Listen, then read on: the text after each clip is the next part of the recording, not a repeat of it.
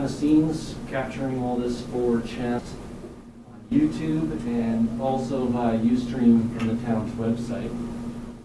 And just a reminder, all of our meetings are posted online and archived for later viewing if you missed something.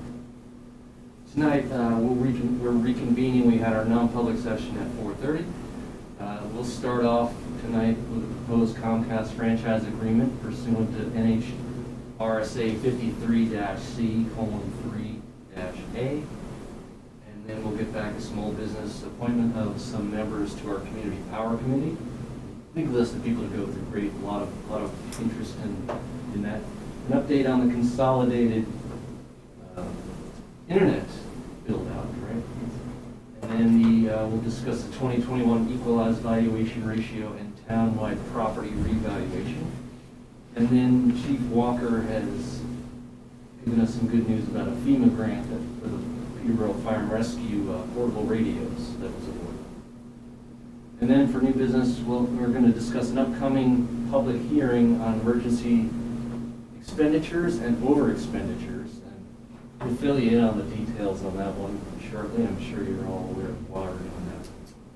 And then we'll review and approve minutes for Select Board meeting of August 3rd, 2021. Thank you for joining us. We always like public comment when we can get it, or questions. So if you do have a question, please raise your hand and I'll call on you and direct the questions through me. But if you could just state your name for the record as well, I can grab it for the minutes. We'll also, actually, there's one more item added to the agenda. We'll vote on a NANEC Alliance for Sustainable Transportation grant that Danica Malone will be putting together for the planning. All right, to start off, who still has cable TV? Hey, welcome. Hey. All right, Steve.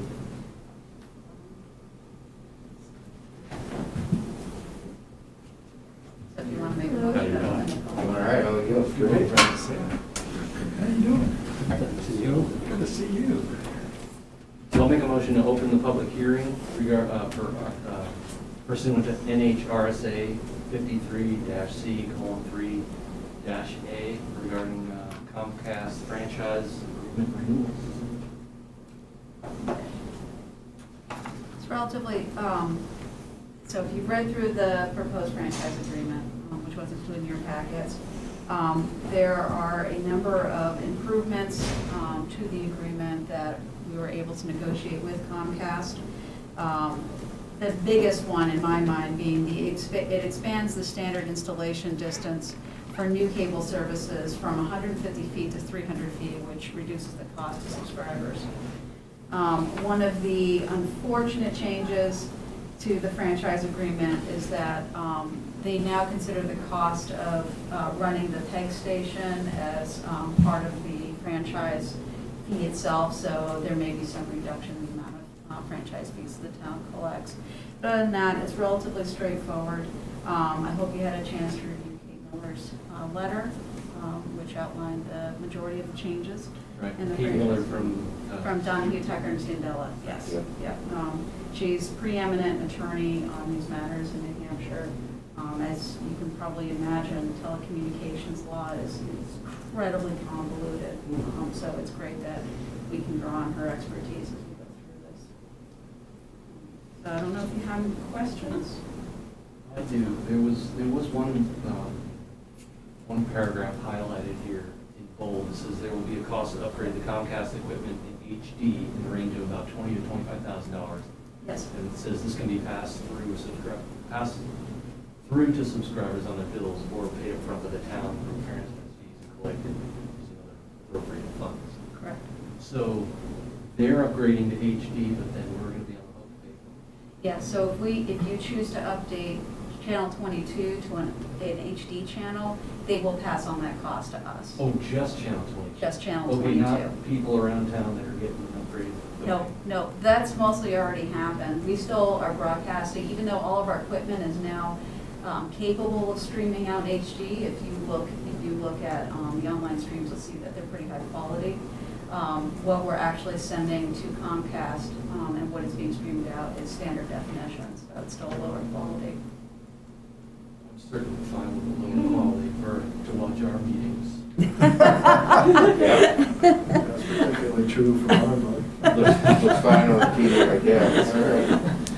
A little pixelated. Never get a chance to watch them live anyways. And again, this has nothing to do with internet. This is solely cable TV. That is Just so correct. everybody's Yeah. catching that one.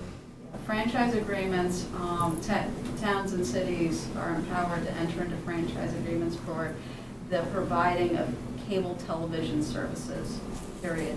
These laws are federal laws. They go back many decades and haven't really been updated much since. It just so happens that Comcast uses the same cable to bring cable television and the internet to people's homes. And phones as well. And phone now, yes, that's correct, yeah. All right. Anybody else with more other question? We discussed this the last meeting as well, so I think we've covered most of the bases. I'm Loretta Warren. I have a question. I don't know if I should call it point of order, but I'm wondered if this was really a duly posted public hearing. I didn't see anything in the paper, and the attorney's letter talks about giving 2 weeks' notice to allow residents to review files that are put out for the public to see, and I didn't know if this was in compliance with that or not. Yes, So it was posted in the paper and, 2 weeks ago. okay, thanks. Anyone else? Yes. I have a couple comments, and I was hoping someone from Comcast would be here, but apparently they're not. But I don't personally like their business practices, particularly related to people that they have income problems, poor people, single mothers, single fathers, people who've lost unemployment. And I just learned this recently from someone I was trying to help, who suddenly can't afford to pay $167 a month. And I learned, the first thing is that they have a package called Basic, where you can really, in fact, I'm probably going to switch to it, because I don't need all those other changes. But anyway, when you look on their website and you have an opportunity to change your service, they don't even show you that option. Unless you know about it or find out about it, it appears to be very hidden. Then the second one is somewhat related. They have something called Internet Essentials, which you get an internet and you get cable. It's very low cost. It's geared for people of very low incomes. So I went to check into that for the person, because it would have been like $60 maybe at the most. And they have this stupid rule that if you're already a customer and you have the higher 3-tier ones, that you cannot change to that until you have not been a customer for 90 days. So they're forcing people who are already having struggles with financing, you know, the people that are the forgotten people in general in our country, they're doing it. I mean, they own half the entertainment industry now. They should certainly be able to afford to, and when you try to talk to a person about it or get somebody higher up, that's the third thing. And you probably all experience that. When you try to talk to a human being there, it's damn near impossible. I spent hours on the phone on those transactions I just mentioned before I finally got the right person. I had people telling me wrong information. But I just think it's wrong in this age to be that way. Particularly the people that are getting hurt are not wealthy people or middle-class people or probably most employed people. It's people that need the help the most. That Yeah, you can get it, but you gotta give it up, you gotta give everything up for 90 days, then we'll talk to you about it. That's ridiculous. So anyway, that's just, it's the business practices that I don't like about them. And I don't know if there's anything you can do about it, if this thing is already negotiated, but I just thought it would be worth mentioning. That's a good point. Can we add that at the bottom of our, on the sign? I actually had the experience of trying to negotiate something like that for our residents, because I was very frustrated by that 90-day gap that they require for the internet essentials. Particularly, my complaint is that you've got people who may be looking for work, and now you're going to prevent them from being able to search for work because, they can't, for 90 days. Unless they go to someone else's house or what have you, and it seems unrealistic. Unfortunately, the towns are not empowered to negotiate what Comcast charges, how they charge, what their windows are, what the requirements are for these packages. That's something that's been reserved by the FCC and Congress.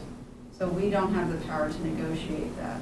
The Internet Essentials component of what they offer, that package that they offer, is great, but it was one of the things that they were required to begin offering when they purchased NBC Universal. So it was something that they were doing in order to create a larger corporation. And they negotiated that to be as favorable to them as possible. What we're really allowed, the focus of what towns and cities are able to do through the franchise agreement is to make sure that as a system is being built out, that it is being done so equitably, so that it's not just a cable company isn't just building out to the rich neighborhoods; they're building out to all neighborhoods equally.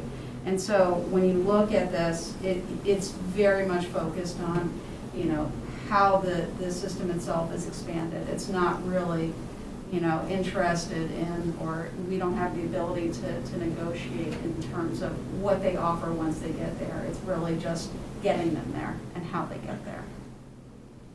And of course, Comcast hasn't expanded their network in Peterborough and, oh gosh, I don't know. It's been quite a long time since they added any neighborhoods.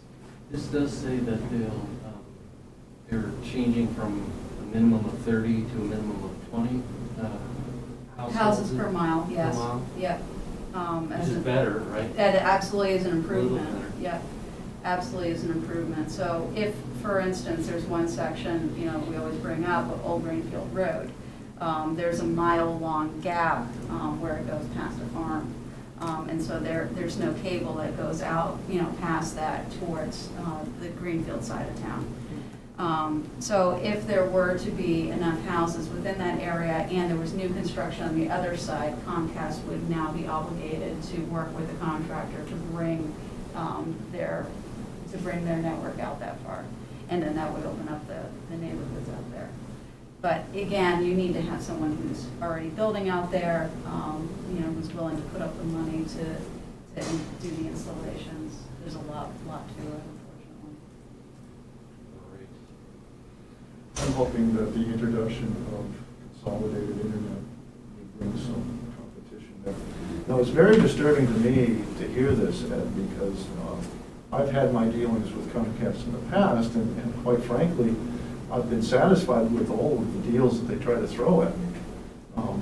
But I always, and I recommend this, to always call them, because they're not going to make their best deals available online and spend a lot of time. Although your experience suggests that you're going to spend a heck of a lot of time on the phone trying to get the right person. Well, even if you talk to them online, they don't, unless you know that there's something else, they don't tell you. They say, oh, you have the best package, it's. Well, I wonder when they adopted these practices. It must be fairly recent. I think those probably have been around for a long time. Our cable TV stopped about a month ago. We just have the internet, and I haven't called yet because I don't want to spend the time. I really watch stuff on the internet anyway. So. I'm glad you're doing the thing with Consolidated. So I'm looking forward to hopefully being able to take advantage of that. Loretta? I was just wondering, even though you can't renegotiate the contract or you can't really do anything directly with Comcast, couldn't the town at least let our state legislators or senators know that there's a concern about how Comcast does business? Because I think individuals can write letters, but it doesn't mean as much unless it comes from the town that it's a town concern. And I also wondered if there was going to be anything more about letting people know about the engineering essentials. Because I know the attorney mentioned that it would be good to get the information to school principals and superintendents and school families, and you kind of drop the ball in your court, it seems. So what does that mean? Does it mean that there is some follow-up that you can do in this respect? Well, we help families? Sure. I mean, so we've, certainly when I was Human Services Director and meeting with clients regularly, anyone who was having trouble, so long as they fit that parameter, they didn't have cable for 90 days, I was offering that to them. And I was working with the social workers at the schools, and they were certainly aware of the program as well. Yeah. So it's not that people don't know about it. I hope that more people were able to take advantage of it, especially last year when so many kids, being educated from home. But yeah, it's definitely something that, human service directors around the state already are aware of. It's just challenging. It's, it's very difficult unless, someone has been, I've had families that were using their cell phones primarily for their internet access. And so when that was the case, it was sometimes less expensive to try to move them to the Internet Essentials program.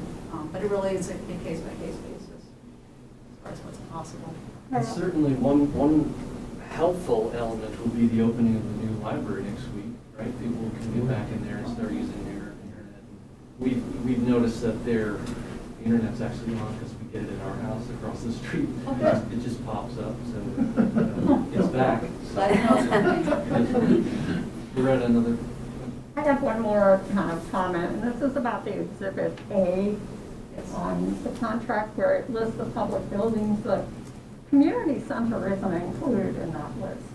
Are they covered?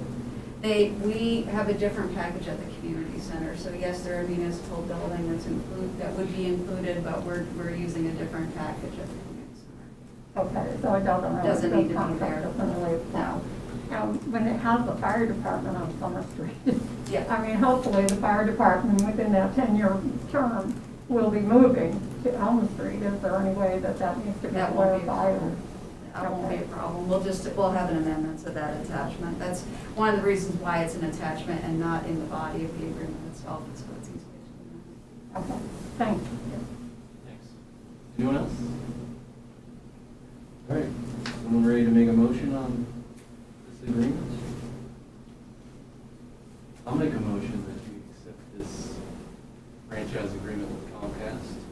I'll second it. Any further discussion? You want to stop us from? All right, all those in favor? Aye. Aye. All right, thanks, Nicole. Thank you to our lawyers for going through all that.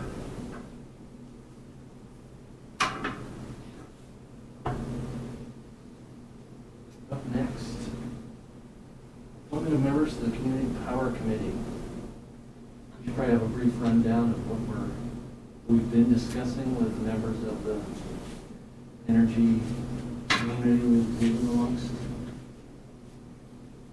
Right, we're putting together this community power. What is the official name of this The Community Power Task Force. task force? Yeah. Right. And so this will be a committee made up of members of people from our community, obviously, and they'll be appointed by the select board and will follow all the traditional New Hampshire rules of meeting and all that sort of thing. So we had a great list of many people. I think we just go straight into a nomination.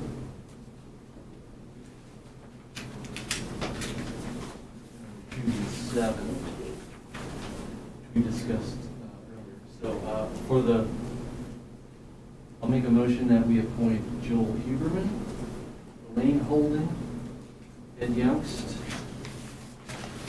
Steve Walker, Lori Drockman, Tony Cassidy, and Michael Nuredo. Right, that's seven? Yes. Yes. I'll second that. Second that. Any further discussion? No? Questions from anybody? Anybody have any objections to anybody on that list? No? All right, all in favor? All right? Aye. Great, thank you all so much.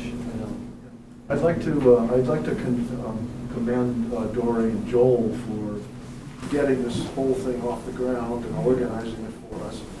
You're doing a great job, and I guess I'm your liaison, so. Thank you. Keep me honest, okay? Okay, great. Let's hope that goes. Yeah. Yeah, Now that we've all been officially appointed, I would simply like some guidance on how we go about, since I am new to working on an official Peterborough committee, how do we go about securing a meeting place that would meet the guidelines for a Peterborough committee? Sure. So any meeting place is fine, so long as the public has access to it. The selectmen's meeting room, if it's available, is certainly open. You'll just need to get in contact with administration, either Gretchen or Ally will be able to help you with setting up a reservation. Okay, thank you. The next step, though, is going to be the selectmen will need to sign appointment forms, and then everyone will need to be sworn in by the town clerk. The town clerk's office will be closed for the rest of this week, though, so it'll be beginning Monday. You'll be able to stop in and be sworn in. Thank you. Sure. Just to piggyback, can we schedule a meeting until we do the swearing in, or do we have to wait until then to be able to meet? Just as long as you promise not to make any votes or decisions or anything like that, and you do just keep a record of what you discussed, it should be fine. Just don't make any decisions about, the next steps for the committee. Okay. It might just be if it's just a matter of, deciding, what date and time and place to meet on, you can certainly do that in advance, but, try not to make committee assignments or anything like that until after you've all been sworn in. And then, can I ask one more question? The way I remember the original motion to form this committee was that it was kind of in two parts. The first one is to just make a recommendation to pursue community power? Whether or not to. Whether or not to, right, yes. And then I assume we come to the select board, we give you our opinion, and then you re-up us, is that? That's what the board made the decision to set that, yes. So once the Okay. report's been made, you won't need to be reappointed, you'll still exist as a committee. Okay, great. Now, I also advise you that you do have the ability to get alternate members, appoint alternate members, so if you give us those names, we can go. Oh, wonderful. So, I don't know if you had anybody in mind. Somebody. There was quite a list of people in the document that we saw that we probably could approach. Oh, a lot of people interested in energy in this community, so Right. we're very lucky. And so with official town meetings, the way they work is you'll have your committee members there who have voting abilities. And if someone doesn't make it, if you don't have a quorum, you can appoint an alternative to sit on that committee, and they become a voting member that evening. Oh, So great. whenever you're meeting, so. Yes. If we find people who would be willing to serve as alternative members, do those alternative members also have to be approved by the select board and by? Sworn in? Yes. Right, yes. Okay. And then sworn in, because just for that case, if there is a situation where they have to sit and actually vote, they need to be an appointed member. So, yeah, and then you take your minutes. You can email with information, but never reply all, right? Does everybody know that? We want to get a rundown of the Yeah. RSA. Yeah, we Best should, practices, because we're not used to this. Yep. Yeah, and you know, that in order to have a quorum, you need at least 4 people in attendance, so. Okay, so one more than half, okay. Right. I was just wondering if this is an open-ended appointment for people, or are they set for terms? I believe they were set for 3-year terms and I think in the original. the, right, we did put a time frame on I believe it was 3-year terms staggered though. But also, in partial answer to that question, very good question, we have a set task in front of us. And once we've completed that task, our committee can disband. We don't have to, I hope we will be able to complete it before the 3-year term runs out. Can I, I hope so too. I don't actually know if that's true or not, because we don't have any community power programs in the state yet. And so there was somebody that was asking about, oh, I know, it was somebody else in another meeting, talking about like maintenance kinds of tasks for lots of other communities, call them electric aggregation committees, EACs. And we know that one of those tasks is to be in dialogue with the residents of the town to update priorities and to make sure that our community power is purchased according to those priorities. So I think there could be other tasks after if we end up passing a community power plan. But it's likely to be much, much less work. Yeah. Got it, thanks. Sure. Yeah, thanks everyone, thanks for joining on. You did have your work cut out for you, I'm sure. I think there are some members of the new Community Power Task Force who are here, whom I have not yet met. Maybe we could exit the meeting room now and just have a quick get-together right outside so we can introduce each other to each other. That works. Thank you all for coming. Thank you. Thank you.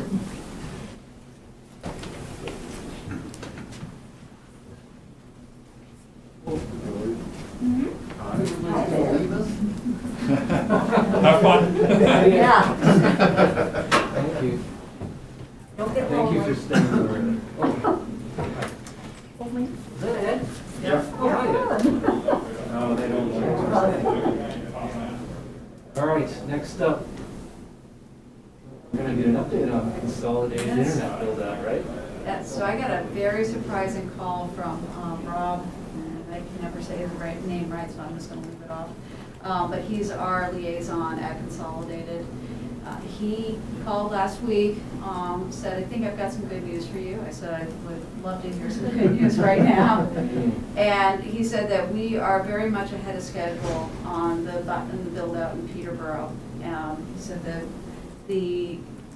optimistically, they should be getting ready to connect customers by the end of December, which puts them approximately 12 to 18 months ahead of the original schedule. Wow. He said one of the things about that, though, because they're so far ahead of schedule, the grants that we had talked about last time we spoke on this, there's a number of grants coming down at the state and federal level. He said those grants probably won't become available until after we're already underway with construction. He said, so I'm committed, he said, because Peterborough is paying such a small portion of the overall project here in town, he says, so I'm committing Consolidated to building it out without it costing the town anything. He said, so if, you apply, we're just gonna essentially say, we believe that you're gonna get the grants, we're gonna accept that, and so we're gonna start working forward in the project. The town won't have to put up a penny. It's incredible. It's quite a bit of surprisingly good news. Might have been reading the news or something. So do we update that contract and sign it? We have not signed a contract yet. We are without a contract at this point.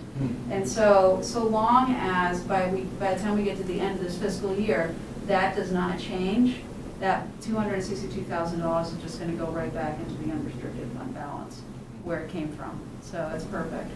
You don't need to do anything. You won't need to hold public hearings or do anything different, just, by the time, we certainly will know by the end of next June, whether or not they were able to complete the project without the town's portion. Well, that's certainly good news for the people that would have ended up paying that off in a portion of their bill, right? Absolutely, yeah. Great. Yeah. So we're basically waiting on rules and regulations from the state, right? Because they do have a fund allocated, but no money in it, and they're not distributing it, and we don't know if you start a project, then you can't get the funds. And that's exactly what Rob said. He's like, I don't want, waiting for what is really a very small piece of the overall pie to hold the whole project up. Because, it wouldn't just be holding Peterborough up, it'd be holding up other communities as well. They're already at work in town, so. Have we put any pressure on our state senator to figure this out, or our reps? I think my understanding is that a lot of the holdup is coming from US Treasury because they write the rules that the state has to follow. And so it's very similar to what we went through with the funds that we just received, the LFRF.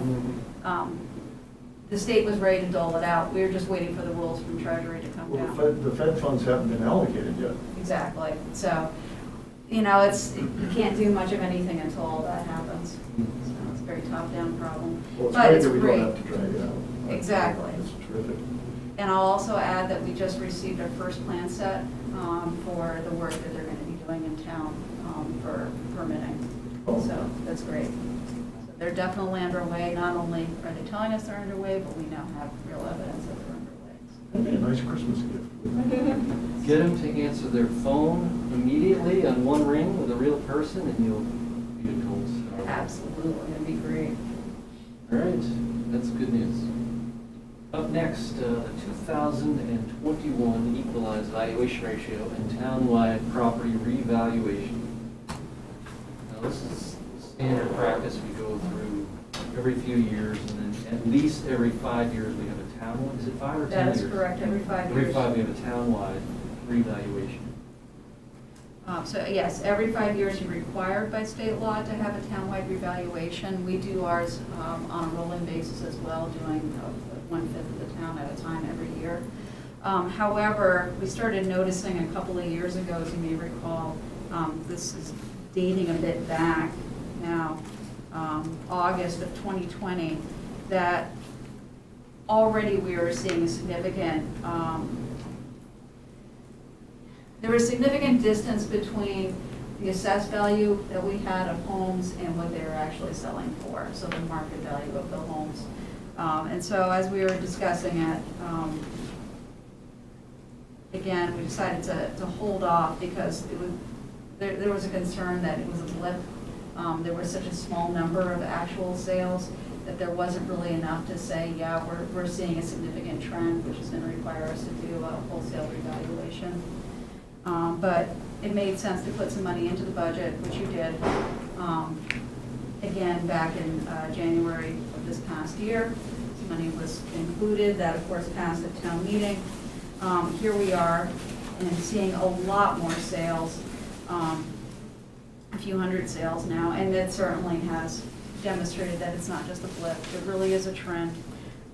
Our equalized valuation ratio, so it's a difference again between our assessed values and the actual market value, looks to be at about 71%, which is as low as I've ever seen it. It's incredibly low.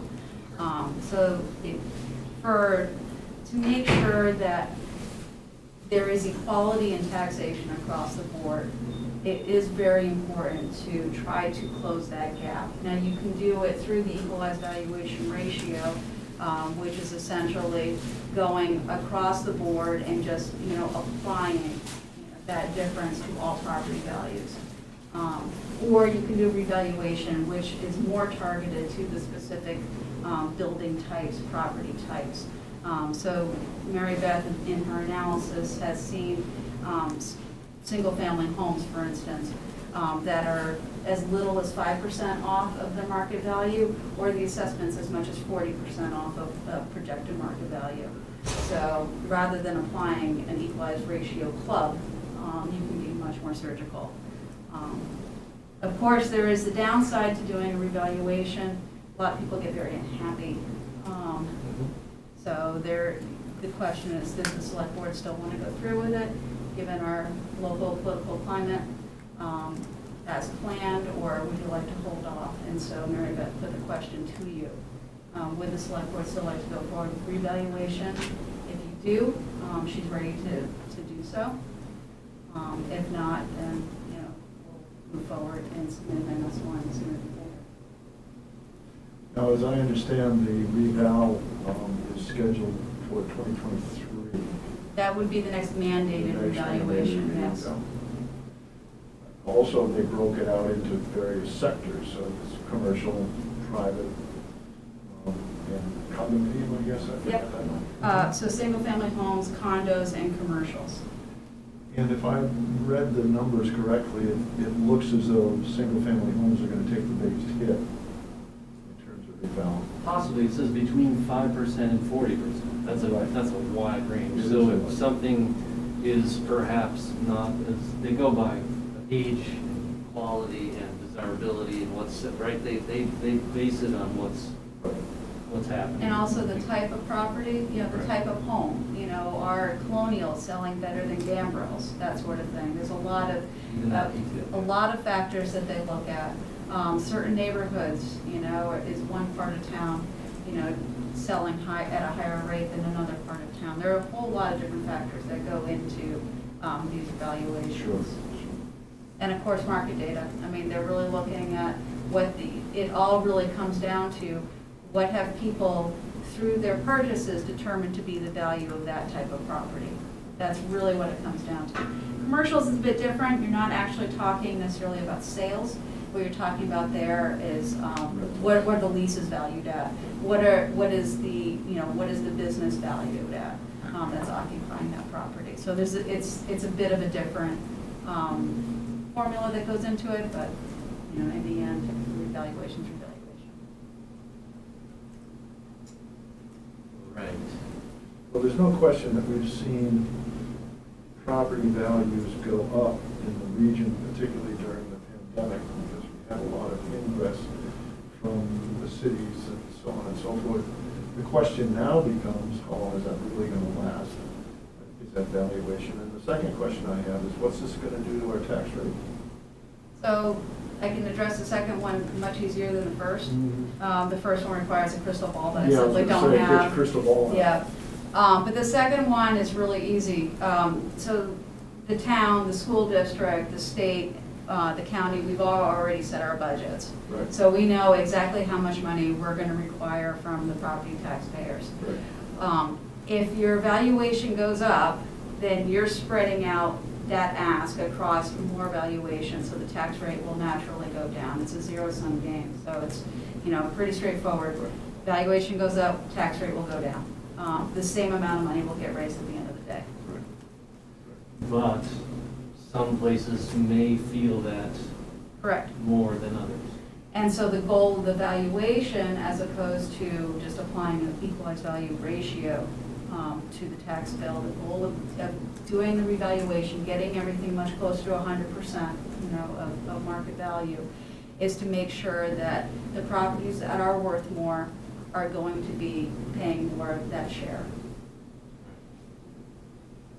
Well, and fairness too, Yeah, right? Because exactly. if you have two houses side by side and somebody just paid $300 for one and it was valued at $200 the year before, they're automatically valued at the $300 as a result of the sale getting reported to the town, and the neighbor's still paying on $200.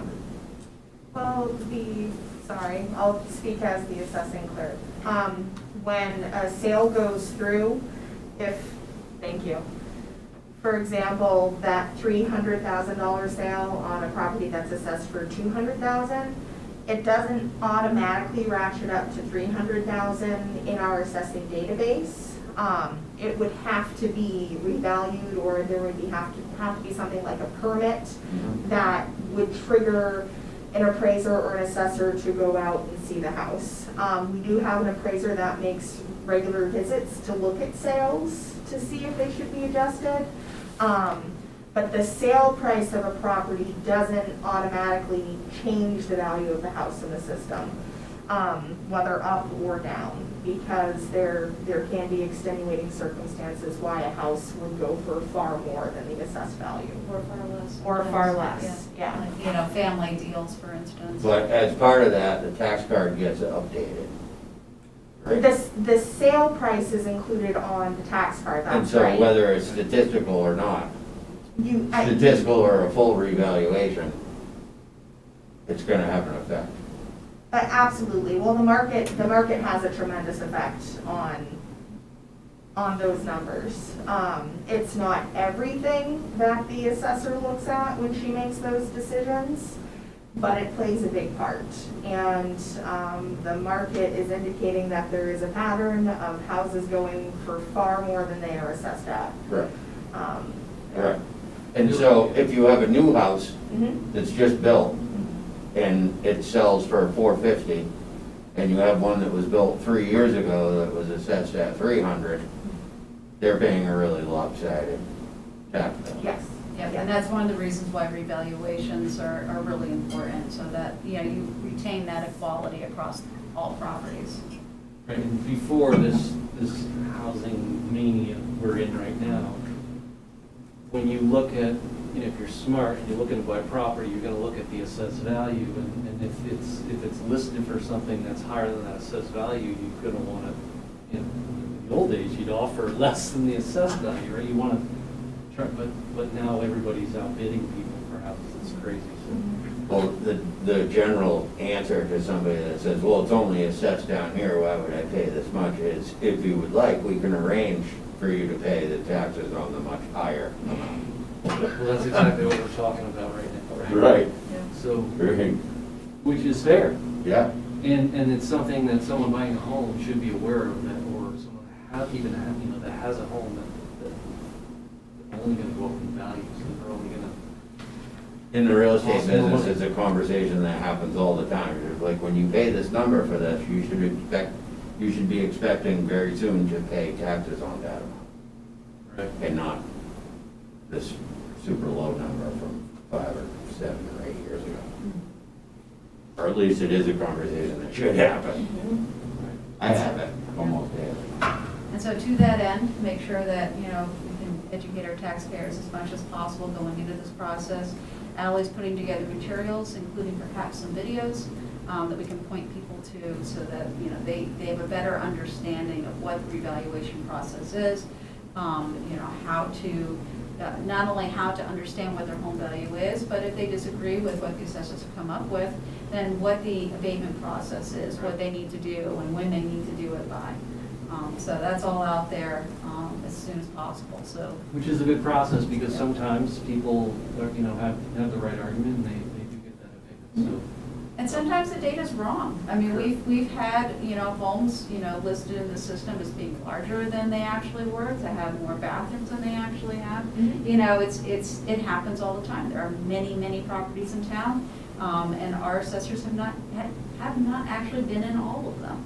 You So- know, my house is actually 25 years newer than it says on the property card. You could have that corrected. It's a So newer it's house. 200 years old instead of 225? Close, yeah. It's listed as 1805, it's actually 1830, so. But how do you get that changed? When Does would it even the, matter? when would the results of this reassessment be available? So it would, does she have a projected date yet? I don't think so. I don't think It's so. typically October-ish, though. It's typically the select board's first meeting in October, when Mary Beth, the assessor, will come in, do a presentation to the board, which is right about the same time that you would be signing the MS1 and we'd be submitting that, which is the report of the town's valuation to the state. Well, they're not gonna be able to do this in like 3 weeks. They're prepared to, they will have to. I mean, there really isn't a lot of choice, because we do have a very short timeline. We have to have the MS1 in to the state before the tax rate can be set. Right. Well, then it's just a statistical. Right, they're not going to every single home, they're not knocking on all the doors. Correct, it is just a statistical update, yep. Right.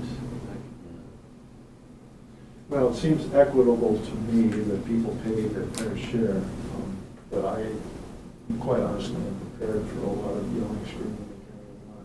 Because I can remember back in, what, 2018? 18 was the last time we did a full, yeah, There was a lot of consternation. yes. Mm-hmm. I was one of them. Mm-hmm. Yeah. You want to make that motion? Since you were before. No, I was one of the ones that didn't like it. I know, that's why I'm wondering if you've come around to, Well, yeah, you don't want to, it's a tough thing, but the fact that it's. well, it's about fairness, so. It is. I mean, really, you're talking about what's doing the best thing for the town as a whole, and that's what it is, unfortunately. Some people will feel it, some people will be helped. Boy, it might put our rate under $30, right? But, Well, at this rate, it could put it closer to 26 or 27. I mean, if you think of the jump. What- Anyways, I'll make a motion that we move forward with this statistical reevaluation. Ready? I just wanted to ask, what happens if house price values really drop So we, in the next year? yeah, so during the recession, we had that same question. In 2008 or 9, we did a townwide revaluation to make sure that we were still, that what we had properties assessed at was still correct. So you could very well find ourselves in the same position if you were to see a significant drop in what properties were selling for. The select board could choose to have the assessor come back, do another statistical revaluation, and make sure that they're reflective of the actual, the actual market value. That's true, but by doing the revaluation now, it sort of levels the bar so that everybody, as of this market right now, is paying equal share or equal fair share to their house's value. So if values, universally drop, everybody's still on that even plane. The reason for it now is that some houses have gone up so dramatically in value that we need everybody along an even plane. So if they were all to drop, if there's all of a sudden this crash, then sure, we could relook at it. But the way things are right now is that, some houses have sold, and they've sold for 400 when 2 years ago they could have been 200 or 250. And without adjusting all property values to be on one even plane as of today's market, then there's a lot of unfairness across the board. Well, there's no way of taxing the increase on properties. Say the house was valued at 200,000 and sells for 400,000. There's no way to just charge those The higher. only way to do it is a statistical higher selling revaluation, because that would almost be targeting individual people. And if you target this guy and not his neighbor, so you say, okay, well, you just paid 400 for that house, which was valued at 250, and raise his tax bill, but then his neighbor isn't paying more, or doesn't have his value adjusted. So then you have people next door to each other, one's paying this tax bill, one's paying this. And they might have been built at the exact same time by the same people. Yeah, I understand, though. I guess I'm just worried about those people who are struggling with taxes now. Yeah, To have something me too. like this go on, and then what happens to them? They don't want to sell their house. Right. So, Yeah. valuing it suddenly at I'm in that camp $200,000 completely. more doesn't mean anything to them, except that they're paying more taxes. Or less. potentially not, Or less. they could be paying the same or less. Again, just when the valuation goes up, the tax rate itself goes down because you're still asking for the same amount of money across the board. So it can be that there will be some homes that will pay more this year in taxes than they did in the prior year, and by more, I mean more than whatever the budgets, went up. So it's incredibly complicated. And no two properties are gonna be the same, that's for sure. But this is the one tax system that we have. We don't have sales or income tax. All our eggs are in the property tax basket, so, yes, tax bills have an undue impact, unfortunately, particularly on older people who aren't working, no question. But there is an avenue, if your bill has unfairly increased, there is an avenue to get relief from it, So there's the abatement particularly if it process. was wrong. Yeah, abatement process, people, if they haven't applied, and would qualify for elderly exemptions, veterans exemptions, other credits that are available, should definitely apply for them. And they just contact Ally, and she'll be able to help them work through all that paperwork. And there are income and asset limits for that elderly exemption. Right. So if someone's 75 but sitting on $1 million property, they're not going to be granted that exemption. But for someone who's on a small fixed income, who doesn't have a lot of assets, who doesn't have a huge home, then they would be the ones who could be helped by the exemption.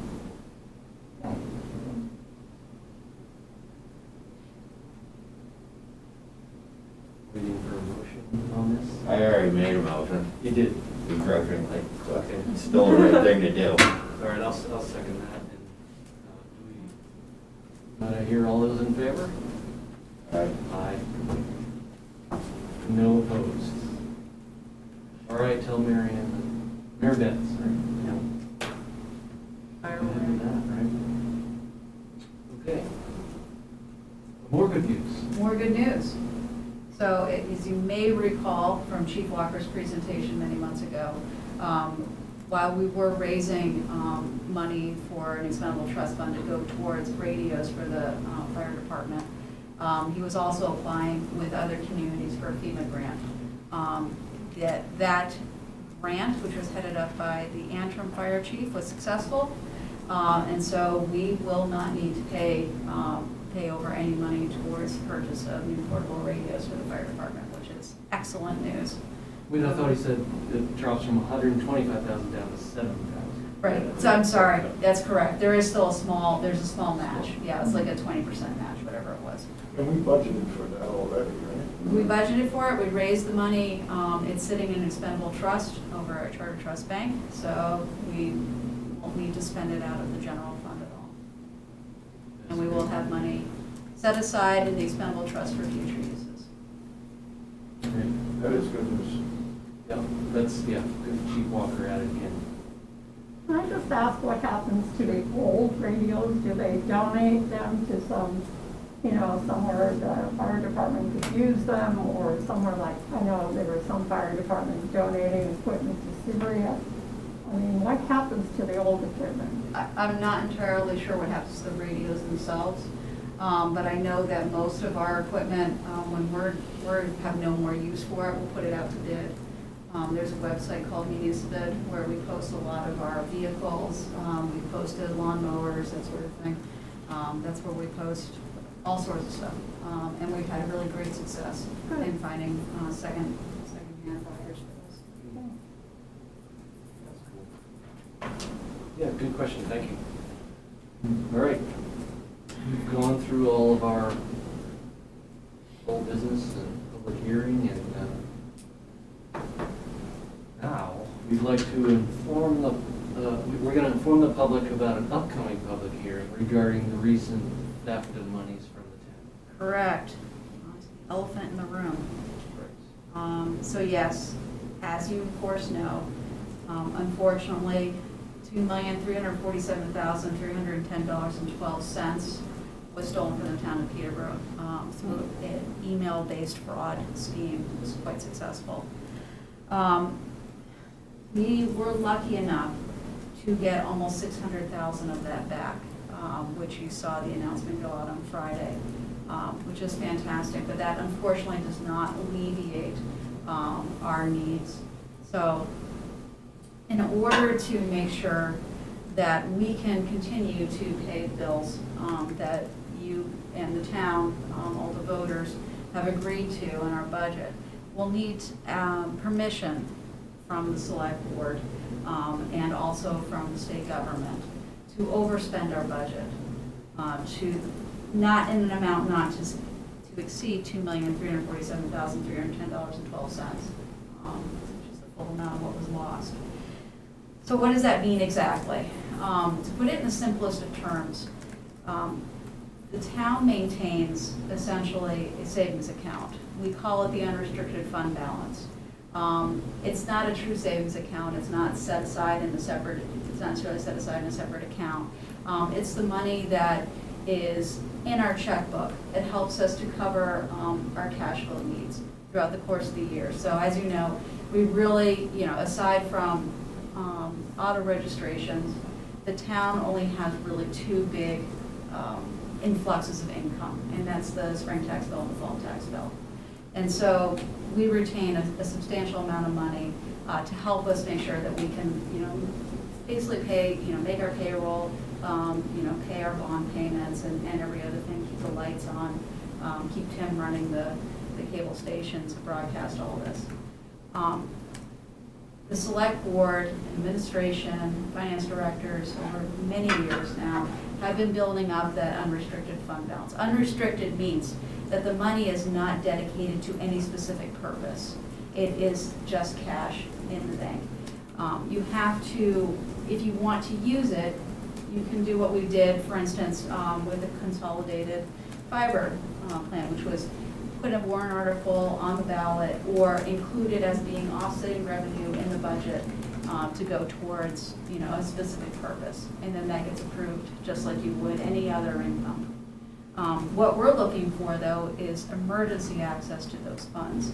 Essentially to allow us, if we get to the end of this fiscal year and find that we are short on cash due to this loss, we're going to be able to overspend our budget and use some of those unrestricted funds to make sure that that we're whole. That's really what it comes down to. The unrestricted fund balance is built up over many years, either through receiving more revenue than anticipated. Say, for instance, a couple of years ago, you might remember there was $89,000 that the state budget appropriated that we did not expect. We received a check for $89,000. And so that was unanticipated funds that went into the fund balance. Other unanticipated funds would be, for instance, you can use vehicle registration again. Linda collects more in vehicle registration than she had budgeted as income. Other ways of building up the fund balance is spend less than what you had anticipated. So, for instance, if we were to, have a 6-wheel dump truck that we had estimated would cost $180,000, and instead it only cost $165,000. That money that we didn't spend would stay in the unrestricted fund balance. So over the years, that's how it gets built up. And that amount of money ideally needs to be between 11 and 10 and 15% of our budget, and that's what we've worked towards over the years. Not just our budget. 8 is a good goal. Eight is a good, a good floor, as it were. 10 to 15, fantastic. You're not allowed to retain more than 21%. That is the maximum allowed by law. Then you have to return it through taxation. Now, that number changes every year. And it's not just based on the town's portion, the town's budget. It's based on the town's budget, the special warrant articles that were on the warrant that year. So, for instance, when the library was voted on, because we were asking for an additional $300,000, our necessary retained fund balance also went up. So there was less money available for other uses. Also, a portion of the school district's bill, a portion of the county's bill, a portion of the state education tax, all of that goes into the amount of money that you're required to retain, and so that figure will move up and down quite frequently. And so we've used that to offset the tax rate Yes. a bit these last few seasons. Yes. And most recently, I think we were pretty aggressive with what we drew from it. Luckily, we've left enough. Yes. But this will bring us drastically low.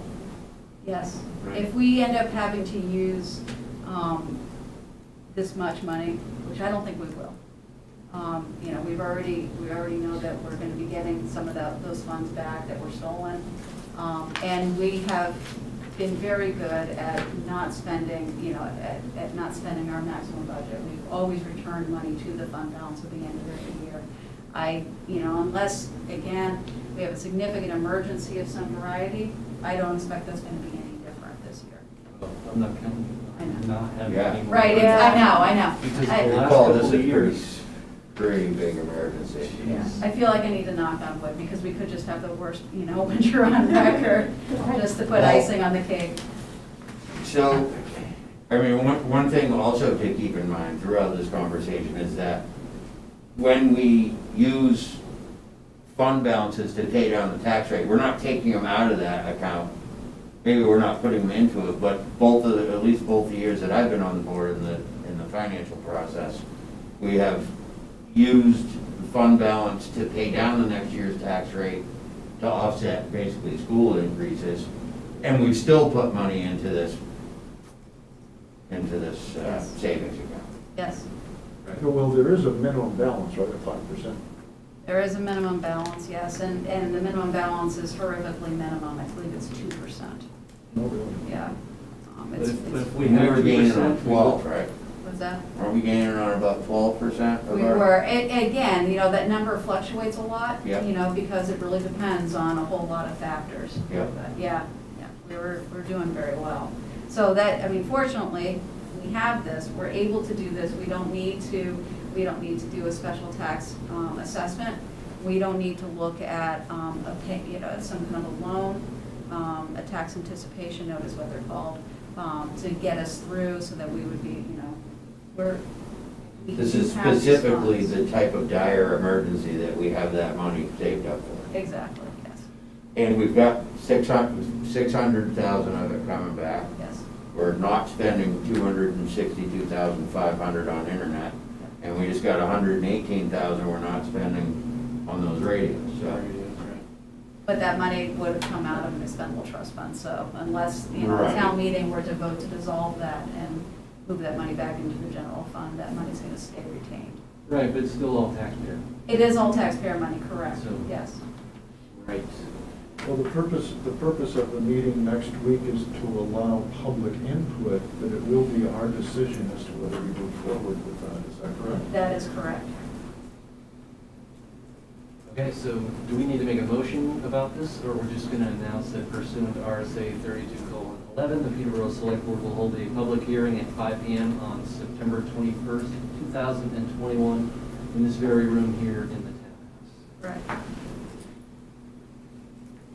All right. And Nicole, I would like to take this opportunity. I know you've taken a lot of heat since this all happened, and we're all angered by this instance. But I want to thank you for your steadfast ways and your getting through this. We've had a couple. I think Megan Pierce and Rick Green have been reporting on this, and they've had some great questions for you, and you've gotten them the information they need. I really appreciate how you've gotten, you're guiding us through this, and you're really kind of being in front of where we are and where we stand. And you're working with the secrets there. You're doing, it's pretty incredible what you're doing. So Thank you. thank you for not just throwing your hands up and running out the door. because Yeah. This is another crisis we're going through here, and you're keeping your wits about you, and I really appreciate, I personally really appreciate that. Thank you. That guidance and that calm. Motion seconded. Yeah, I think it's unanimous. Thank you so much, appreciate it. We'll see how you are. Nobody- When people show up nobody for this wants public to be hearing, there. we'll see how that goes. When they show up with pitchforks. One thing that's true is there's nobody who wants to be in this position. No. No, and. All we could do is move forward, and you've been exceptional about moving forward. Yeah, Ed. Yeah, this actually was the reason I came tonight, but with us all spread out neatly, is there gonna be enough space to do that meeting in this room? The reason why it needs to be in this room is because this is where we have the cameras and the microphones I set up for understand. broadcast and streaming. So, it is my hope that unless people have specific questions or comments, they stay home. It's safer for everyone if we're not all crowded into a room. They take advantage of the opportunity to send in their questions ahead of time to make sure that they get addressed. So that's been working, Yes. okay. Yes, absolutely. And Good. I think the select board receives every email that comes to select board at peterborough.nh.gov, and I'm copied on them as well. Yeah. Okay. Yeah, that's a great point. Thank you. You're well. Thank you. All right. Next up, review and approval of the minutes from August 3rd. So I did send one edit. Is that right about that? I think I was right about that. I wanted to make sure that it was, right. I had asked about selling, we were deeding a property, and I asked about the selling procedure. And it was captured that the town would get the proceeds, but in essence, the town gets what it's owed, and then the property owner, prior property owner, gets the above and beyond that. Correct, yes. So the prior property, so the town retains not only the taxes, any water or sewer charges, then there are the fees that go along with it, that include attorney fees, there's some statutory fees and interest that go along with it. Once all, and so on, once all of those have been captured, then anything that's in excess of that goes to the property owner, or the former property owner of record. So that's, what I would Yes. make a motion to approve those minutes with that amendment. Yep. I'll second that motion. Great. All right, all in favor? Aye. Aye. Great minutes, thank you. Is there, just a quick question, not changing the minutes or anything, but in that circumstance, when the town takes the property because they haven't paid their taxes or whatever, is there anything above and beyond what's actually owed on it that the town receives for all of the pointless busy work that goes through the transaction? 15% interest, yeah, gets assessed onto that. Onto On a top sale? of- Onto, well, what the town retains. So the sale price, and that's up to the select board, how you would like to market it. You know, do you want to put on the market for an amount and hire a real estate agent and go through that process? Do you want to go through to auction with it? All that comes through the 4114A process. If you choose to go to auction, you can have, you know, a certain threshold that has to be met, or you can just take the, you know, whatever the highest bid is, so. Hopefully it's being marketed for 30% above its assessed value. So that, all right. Better to shoot for the assessed value and have people overbid it. Oh, there you go. Never start with an overprice. Next up, under other business, we have this Mananac Alliance for Sustainable Transportation Grant. And we just need a motion from the board to approve Danica Maloney to go forward with this, correct? Correct. I'll make a motion that we authorize Danica Malone and the Building and Planning Department to move forward with the Mananac Alliance and Sustainable Transportation Grant process. A second.